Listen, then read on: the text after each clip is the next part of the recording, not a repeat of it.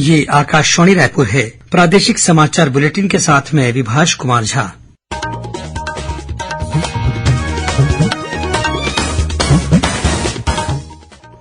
और अब पेश है आज के मुख्य समाचार। राज्य के शिक्षा मंत्री डॉक्टर प्रेमसाय सिंह टेकाम ने दिया इस्तीफा। कोंडागांव विधायक मोहन मरकाम बनेंगे मंत्री। कांग्रेस हाईकमान ने कल देर शाम आदेश जारी कर मोहन मरकाम की जगह बस्तर सांसद दीपक बैज को प्रदेश कांग्रेस का नया अध्यक्ष नियुक्त किया। प्रदेश का पहला स्वामी आत्मानंद अंग्रेजी माध्यम आदर्श महाविद्यालय कांकेर में आज से शुरू। मुख्यमंत्री ने वीडियो कॉन्फ्रेंसिंग के जरिए किया लोकार्पण। और केंद्र सरकार ने खेलो इंडिया अभियान के तहत राजनांदगांव में बास्केटबॉल की 2 अकादमी स्थापित किए जाने को दी मंजूरी।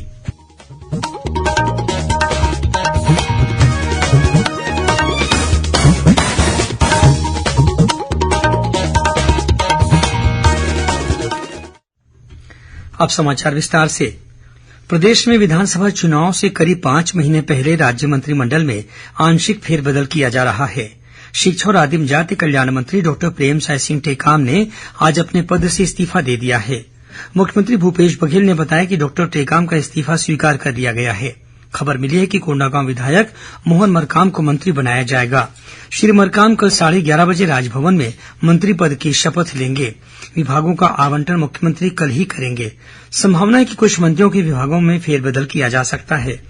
इससे पहले कल देर शाम कांग्रेस हाईकमान ने बस्तर के सांसद दीपक बैज को मोहन मरकाम की जगह प्रदेश कांग्रेस का नया अध्यक्ष नियुक्त किया है। वर्ष 2019 के लोकसभा चुनाव में बस्तर सीट से सांसद बनने वाले दीपक बैज वर्ष 2013 और 2018 के विधानसभा चुनाव में बस्तर क्षेत्र की चित्रकूट सीट से विधायक चुने गए थे। प्रदेश का पहला स्वामी आत्मानंद अंग्रेजी माध्यम आदर्श महाविद्यालय आज से कांकेर में शुरू हो गया है। मुख्यमंत्री भूपेश बघेल ने अपने रायपुर स्थित निवास कार्यालय से वीडियो कॉन्फ्रेंसिंग के जरिए आज इस महाविद्यालय का लोकार्पण किया। इस अवसर पर मुख्यमंत्री ने कहा कि अंग्रेजी माध्यम से जो बच्चे हायर सेकेंडरी स्कूलों से पढ़कर निकलेंगे वे स्वामी आत्मानंद अंग्रेजी माध्यम आदर्श महाविद्यालयों से आगे भी अंग्रेजी माध्यम से ही अपनी पढ़ाई जारी रख सकेंगे। उन्होंने कहा कि इस वर्ष प्रदेश में अंग्रेजी माध्यम के 10 स्वामी आत्मानंद आदर्श महाविद्यालय खोले जा रहे हैं। इस अवसर पर श्री बघेल ने एनआईटी रायपुर में चुनी गई कांकेर की 3 छात्राओं और बिलासपुर के केंद्रीय विश्वविद्यालय में चुनी गई एक छात्रा से बातचीत की और उन्हें इस सफलता के लिए शुभकामनाएं दी। गौरतलब है कि कांकेर जिले में स्कूली बच्चों के लिए राज्य सरकार द्वारा संचालित हमर लक्ष्य कार्यक्रम के तहत इन विद्यार्थियों का चयन उच्च शिक्षा के लिए हुआ है। इस कार्यक्रम के अंतर्गत गरीब परिवारों के विद्यार्थियों को राज्य सरकार द्वारा उच्च शिक्षा के लिए सहायता राशि प्रदान की जाती है। केंद्रीय खेल और युवा कल्याण मंत्रालय ने खेलो इंडिया अभियान के तहत राजनांदगांव में बास्केटबॉल की 2 अकादमी स्थापित किए जाने को मंजूरी दे दी है। ये दोनों अकादमी राजनांदगांव के दिल्ली पब्लिक स्कूल और युगांतर पब्लिक स्कूल में संचालित की जाएगी। केंद्र सरकार द्वारा मान्यता प्राप्त इन दोनों अकादमियों में बालक और बालिका दोनों वर्गों में इस खेल के प्रशिक्षण की सुविधाएं उपलब्ध रहेंगी। इस अकादमी में चुने जाने वाले खिलाड़ियों पर केंद्र सरकार करीब 6.25 लाख रुपए हर साल खर्च करेगी। राजनांदगांव के सांसद संतोष पांडे और भाजपा के प्रदेश अध्यक्ष अरुण साव ने इन दोनों अकादमियों को राजनांदगांव के लिए उपहार बताते हुए प्रधानमंत्री नरेंद्र मोदी और केंद्रीय खेल मंत्री अनुराग सिंह ठाकुर के प्रति आभार व्यक्त किया है। राज्य मंत्रिपरिषद ने चालू वित्त वर्ष के पहले अनुपूरक बजट प्रस्ताव को अपनी मंजूरी दे दी है। मुख्यमंत्री भूपेश बघेल की अध्यक्षता में उनके निवास कार्यालय में हुई मंत्रिपरिषद की बैठक में यह निर्णय लिया गया। इस बैठक में नवा रायपुर अटल नगर विकास प्राधिकरण की पुनर्वास योजना के तहत राखी गांव के परियोजना प्रभावितों को पात्रता के अनुसार बाड़ी बनाने के लिए खुली जमीन आवंटित करने का निर्णय लिया गया।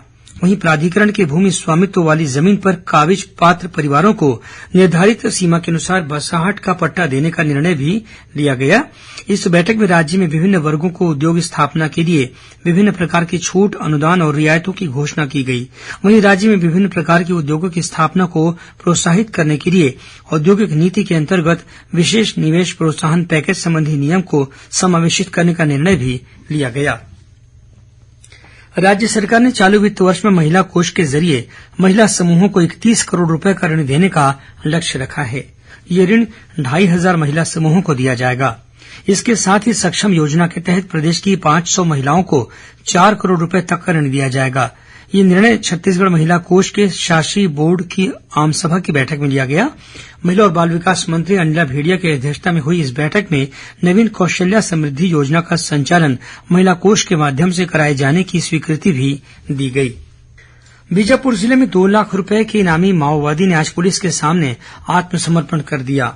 जिले के पुलिस अधीक्षक आंजनेय वार्ष्णेय ने बताया कि समर्पण करने वाला माओवादी बीजापुर की स्थानीय 3 टुकड़ियों में शामिल था। उस पर सीलगेर की हिंसक घटना सहित 6 बड़ी घटनाओं में शामिल रहने का आरोप है। गौरतलब है कि सीलगेर की माओवादी घटना में केंद्रीय सुरक्षा बल के 22 जवान शहीद हो गए थे। पुलिस अधीक्षक ने बताया कि इस माओवादी को राज्य सरकार की पुनर्वास योजना के तहत 10,000 रूपये की नकद राशि प्रदान की गई है। प्रादेशिक समाचार आप आकाशवाणी रायपुर से सुन रहे हैं। छत्तीसगढ़ की खबरों से है आपका वास्ता और खबरों की विश्वसनीयता से है हमारा वास्ता। आकाशवाणी समाचार रायपुर के प्रादेशिक समाचार बुलेटिन के साथ ही हमारे समसामयिक कार्यक्रम आप रेडियो के अलावा अपने मोबाइल पर भी सुन सकते हैं। आकाशवाणी समाचार फेसबुक, ट्विटर और यूट्यूब पर भी उपलब्ध है। हमारा Facebook page Chhattisgarh news on AIR, Twitter handle CGAIR news और हमारा यूट्यूब चैनल है छत्तीसगढ़ AIR न्यूज। तो अब रेडियो के साथ ही आपके मोबाइल के जरिए भी हम पहुंच रहे हैं आप तक। छत्तीसगढ़ की हर खबर के लिए सुनते रहिए आकाशवाणी समाचार। और अब आगे बढ़ते हैं बाकी के समाचारों की ओर। नागपुर रेल मंडल के अंतर्गत राजनांदगांव और कलमना के बीच तीसरी लाइन के नॉन इंटरलॉकिंग के कारण इस मार्ग पर आज से 18 जुलाई तक कुछ गाड़ियों का परिचालन प्रभावित रहेगा। इस वजह से जिन गाड़ियों को रद्द किया गया है उनमें Korba Itwari express, Bilaspur Itwari express, Tatanagar Itwari express के अलावा गोंदिया रायपुर और रायपुर डोंगरगढ़ पैसेंजर गाड़ियां शामिल हैं। वहीं आवश्यक मरम्मत कार्य के कारण रायपुर रेल मंडल के अंतर्गत सिलियारी समपार फाटक आज रात 8 बजे से 15 जुलाई की शाम 6 बजे तक बंद रहेगा। इसके साथ ही रेलवे के बुनियादी ढांचे संबंधी मरम्मत कार्य के कारण आज दुर्ग से और कल भोपाल से चलने वाली अमरकंटक एक्सप्रेस को रद्द कर दिया गया है। जांजगीर चांपा जिले में 14 और 15 जुलाई को Y20 इंडिया कार्यशाला का आयोजन किया जाएगा। यह कार्यशाला कलतरा की RK सिंह उच्चतर माध्यमिक शाला में होगी। भारत को G20 समूह की अध्यक्षता मिलने के उपलक्ष्य में देश भर में आयोजित हो रही विभिन्न गतिविधियों में युवाओं की भागीदारी सुनिश्चित करने के उद्देश्य से यह कार्यशाला आयोजित की जा रही है। इसमें कलतरा और बलौदा विकास खंड के 19 स्कूल और कॉलेजों के करीब 550 विद्यार्थी शामिल होंगे। कार्यशाला में वक्ताओं द्वारा उच्च शिक्षा के विभिन्न अवसरों के साथ ही विश्वविद्यालय में प्रवेश संबंधी जानकारी तथा करियर के बारे में मार्गदर्शन दिया जाएगा। इसके अलावा बच्चों की शिक्षा और करियर संबंधी जिज्ञासाओं का समाधान किया जाएगा। इस कार्यशाला का संयोजन अकलतरा के विधायक सौरभ सिंह द्वारा किया जा रहा है। महासमुंद जिले के रेहटी खोल गांव में पुलिस ने एक आरोपी को गिरफ्तार कर उसके पास से करीब 1 करोड़ रुपए का गांजा जब्त किया है। जिले के पुलिस अधीक्षक धर्मेन्द्र सिंह ने बताया कि मुखबिर की सूचना के आधार पर सिंगोड़ा थाना क्षेत्र में महासमुंद की ओर आ रहे एक ट्रक की तलाशी ली गई, जिसमें करीब 400 किलो गांजा छिपाकर रखा गया था। उन्होंने बताया कि यह गांजा ओडिशा के बरगढ़ से छत्तीसगढ़ होते हुए मध्यप्रदेश ले जाया जा रहा था। और अब कुछ खबरें संक्षेप में सुन लीजिए।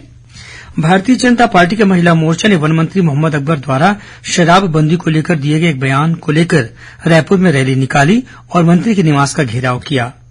पूर्व मुख्यमंत्री और भाजपा के राष्ट्रीय उपाध्यक्ष डॉक्टर रमन सिंह आज नवा रायपुर स्थित तूता धरना स्थल पहुंचकर विभिन्न कर्मचारी संघों द्वारा किए जा रहे धरना प्रदर्शन में शामिल हुए और उनकी मांगों को अपना समर्थन दिया। कुशाभाऊ ठाकरे पत्रकारिता और जनसंचार विश्वविद्यालय ने छत्तीसगढ़ लोक आयोग की अनुशंसा के आधार पर जनसंपर्क विभाग में associate professor doctor Shahid Ali की सेवा तत्काल प्रभाव से समाप्त कर दी है। बेमेतरा जिले के बीरनपुर में बीते 10 अप्रैल को हुई सामुदायिक हिंसा के मामले में पुलिस ने आज साजा के व्यवहार न्यायालय में चालान पेश किया। कड़ी सुरक्षा के बीच पेश किए गए इस चालान में हत्या और आगजनी की घटना में 17 लोगों को आरोपी बनाया गया है। मुंगेली विधानसभा क्षेत्र की विभिन्न समस्याओं को लेकर भाजपा के स्थानीय विधायक पुन्नूलाल मोहले और विधायक शिवरतन शर्मा के नेतृत्व में आज मुंगेली एसडीएम कार्यालय का घेराव किया गया। छत्तीसगढ़ भू संपदा विनियामक प्राधिकरण रेरा ने रायपुर के तेलीबांधा स्थित बेबीलोन कैपिटल में दुकानों की खरीदी बिक्री पर प्रतिबंध लगा दिया है। छत्तीसगढ़ में इस समय कोरोना का एक भी सक्रिय मरीज मौजूद नहीं है। स्वास्थ्य विभाग के अनुसार बीते 11 जुलाई को एक मरीज के स्वस्थ होने के बाद प्रदेश में कोरोना मरीजों की संख्या 0 हो गई है। नेहरू युवा केंद्र द्वारा बलौदाबाजार के शासकीय मिनीमाता कन्या महाविद्यालय में 15 जुलाई को जिला स्तरीय युवा उत्सव कार्यक्रम का आयोजन किया जाएगा। आजादी के अमृत महोत्सव के तहत कोंडागांव के नगर पालिका सभागृह में कल 14 जुलाई को भारत के महापुरुषों और स्वाधीनता सेनानियों पर आधारित विभिन्न प्रतियोगिताओं का आयोजन किया जाएगा। और प्रधानमंत्री रोजगार सृजन कार्यक्रम योजना के तहत राजनांदगांव के जिला व्यापार और उद्योग केंद्र द्वारा पात्र बेरोजगार युवक युवतियों को 5 से 30 लाख रुपए तक का ऋण दिया जाएगा। और अब पेश है मौसम का हाल। प्रदेश में अगले 24 घंटों के दौरान कुछ स्थानों पर हल्की से मध्यम वर्षा होने या गरज चमक के साथ बौछारें पड़ने की संभावना है। मौसम विभाग कि कोई भी हमारे बीच में है तो उसके मद्देनजर अमेरिका का यह मानना है कि इंडो पैसिफिक रीजन जो है हमेशा फ्री रहना चाहिए, जो कम से कम जो इंटरनेशनल वाटर्स हैं उनमें किसी की दखल अंदाजी नहीं होना चाहिए, जो चीन करने की कोशिश करता है। अनक्लॉज का एक एग्रीमेंट है, उस अनक्लॉज के लिए सब ने दस्तखत किए, चीन ने भी दस्तखत किए, पर चीन मानने को तैयार नहीं। तो ऐसे इसमें जब लोकतंत्र हुए, बाकी देश हुए, सब मिलकर के अब यकीन करते हैं कि सी लाइन्स ऑफ कम्युनिकेशन जहां से कमर्शियल आवाजावी होती है और खासकर इस यहां से तो तकरीबन $5 ट्रिलियन का ट्रेड गुजरता है साउथ चाइना सी से और होते हुए मलाक्का स्टेट से इंडियन ओशन, यानी कि इंडो पैसिफिक रीजन में इतना तेल है और $5 ट्रिलियन का ट्रेड है। तो इसमें मुझे लगता है कि चीन को एक खास करके साफ शब्दों में और साफ मैसेजिंग दिया जा रहा है। जनरल कुलकर्णी, बड़ा संक्षिप्त में यूएस के जो डिफेंस सेक्रेटरी आए थे ऑस्टिन साहब, वो उनकी मुलाकात भारतीय रक्षा सलाहकार